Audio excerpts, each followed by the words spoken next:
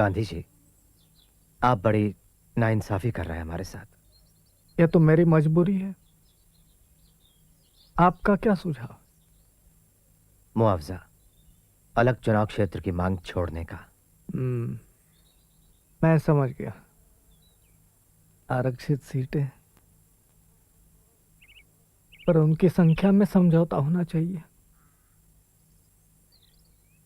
मेरी बात सुनो अंबेडकर, मैं सदैव आपके साथ हूं।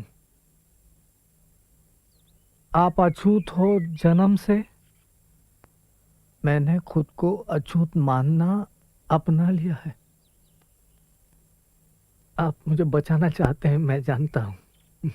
जी गांधी जी, मैं अलग चुनाव क्षेत्र की बात पर अड़ नहीं रहा हूं सिद्धांतों की वजह से।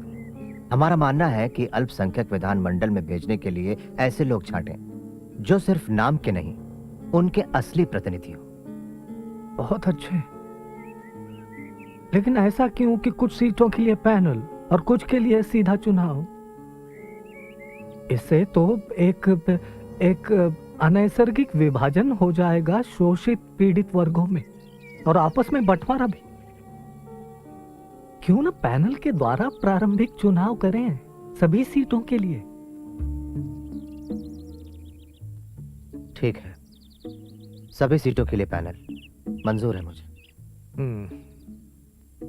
शाबाश। अब पैनल बनाओ 5 का बजाय 2 के। मैं आपको वचन देता हूं अंबेडकर, आज से मेरी पूरी जिंदगी इस देश से छुआछूत को जड़ से मिटाने के लिए ही अर्पित होगी। अब बाकी बातें विस्तार से इन साथियों के साथ। मैंने अपने बाकी साथियों से बात की है। प्रांतीय सभा के लिए वो लोग 126 से ज्यादा सीटें देने के लिए राजी नहीं होंगे। लेकिन हम लोग 197 सीटों की मांग पर अडिग हैं।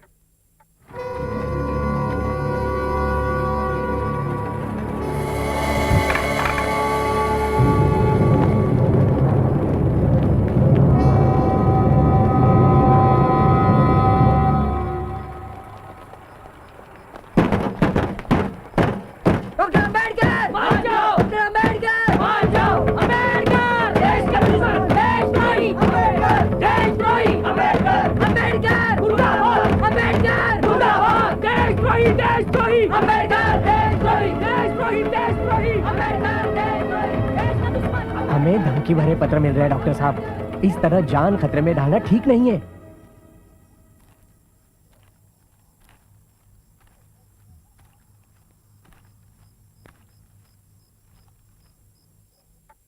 तो हम सहमत है 148 सीटें देने के लिए, और हिंदू सीटों में से 10% सेंट्रल असेंबली में।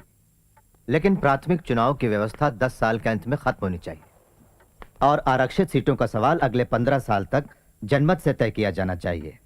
डॉक्टर अंबेडकर, आरक्षित सीटें और अलगाव का पाप बढ़कर महापाप हो जाएगा अगर हम उसे खत्म करने का जिम्मा पीड़ित वर्ग की मर्जी पर छोड़ दे। और जनमत संग्रह के लिए 15 साल का समय मांग रहे हैं आप।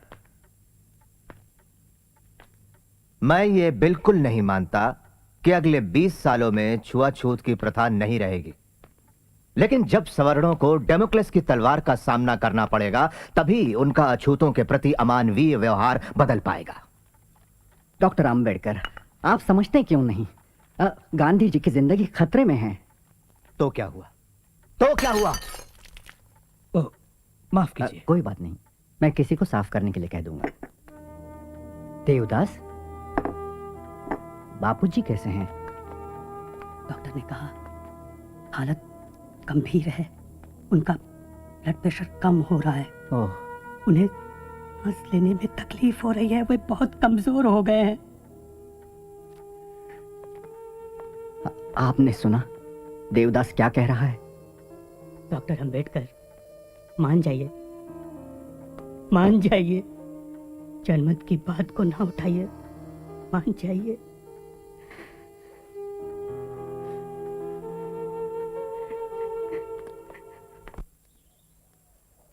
मैंने इनकी बहुत सारी बातें मान ली हैं बापूजी। 197 से 150 सीटों पर आ गया। केंद्रीय विधानमंडल में 18% और पैनल में 4। मैं मानता हूं कि इस वजह से छुआछूत की प्रथा 15 या 20 सालों में गायब नहीं हो जाएगी। मेरा प्रस्ताव है कि इस मसले पर 10 सालों में पीड़ित वर्गों का मत संग्रह करा लिया जाए, लेकिन ये लोग इसका विरोध कर रहे हैं। आपको मतलब इससे सवर्णों की धीरज की अग्नि परीक्षा हो जाएगी? विचार बुरा नहीं, पर इतना इंतजार क्यों करें? क्यों न 5 साल में? सवर्णों के अछूतों पर सदियों से किए हुए अत्याचारों के खिलाफ अछूतों के अंदर जो पीड़ा और नाराजगी है, क्या उसे बयान करने की जरूरत है? तब भी आप सोचते हैं बापूजी कि 5 साल?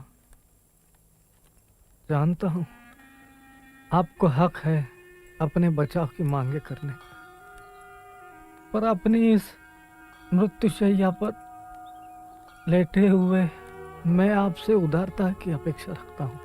थोड़ी मोहलत मांगता हूं सवर्णों के लिए। उनका ईमान अब जागने लगा है अंबेडकर। कानूनी उपाय करेंगे इस वक्त तो फिर हृदय परिवर्तन और आत्मशुद्धि के इस कार्य में विलंब हो जाएगा। लेकिन बापूजी, ठीक है, जन्म, लेकिन 5 साल के अंदर।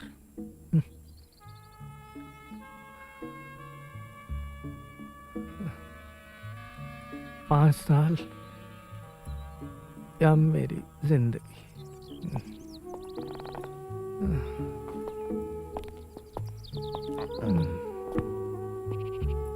डॉक्टर अम्बेडकर, हमें अब चलना चाहिए।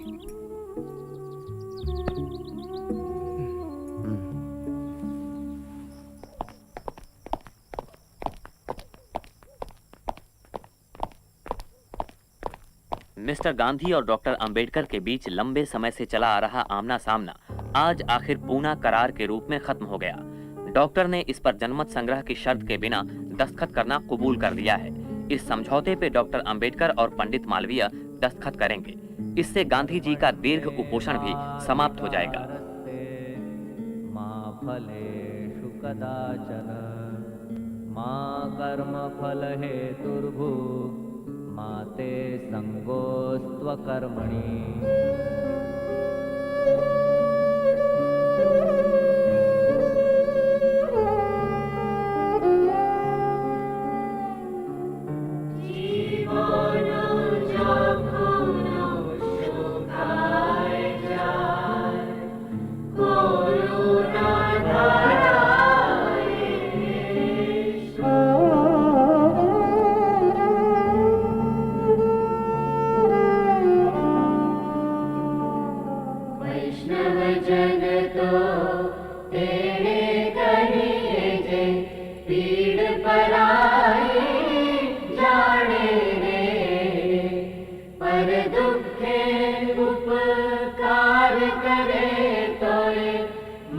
अभिमान ना आड़े रे वैष्णव जन तो।